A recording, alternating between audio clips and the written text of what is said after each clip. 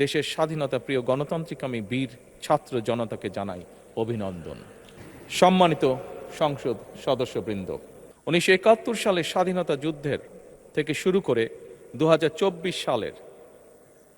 দেশ এবং জনগণের স্বাধীনতা রক্ষার যুদ্ধ সহ এই পর্যন্ত দেশে গণতন্ত্র এবং মানুষের অধিকার প্রতিষ্ঠার সংগ্রামে যারা শহীদ হয়েছেন, ত্রয়োদশ জাতীয় সংসদ শুরুর এই যাত্রা লগ্নে আমি তাদেরকে কৃতজ্ঞতার সঙ্গে স্মরণ করছি। এই আন্দোলন সংগ্রামে যেসব মায়েরা তাদের সন্তান হারিয়েছেন, যেসব সন্তানেরা তাদের প্রিয়জন হারিয়েছেন, যেসব পরিবার তাদের সন্তান স্বজন হারিয়েছেন, যেসব আহত মানুষকে তাদের স্বাচ্ছন্দ্যের জীবন হারাতে হয়েছে, যেসব মানুষগুলো নির্যাতন, নিপীড়ন, রাজনৈতিক হয়রানি কিংবা মিথ্যে মামলা শিকার হয়ে সর্বস্ব হারিয়েছেন, আমি তাদের সকলের অবদানকেও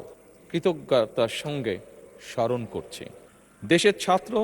জনতা, কৃষক, শ্রমিক, শিক্ষক, কবি, সাহিত্যিক, সাংবাদিক, চিকিৎসক, প্রকৌশলী, আইনজীবী, কামার কুমার, জেলে তাঁতি, গাড়ি চালক, ব্যবসায়ী এবং সরকারি বেসরকারি চাকরিজীবী, গৃহিণী, সারা দেশে গণতান্ত্রিক রাজনৈতিক দলের নেতা কর্মী, সমর্থক তথা সর্বস্তরের সকল শ্রেণী পেশার মানুষ যাদেরকে গুম, খুন, হত্যা, নির্যাতন, নিপীড়ন, মিথ্যা হামলা মামলা কিংবা জীবন্ত মানুষের কবরস্থান তুল্য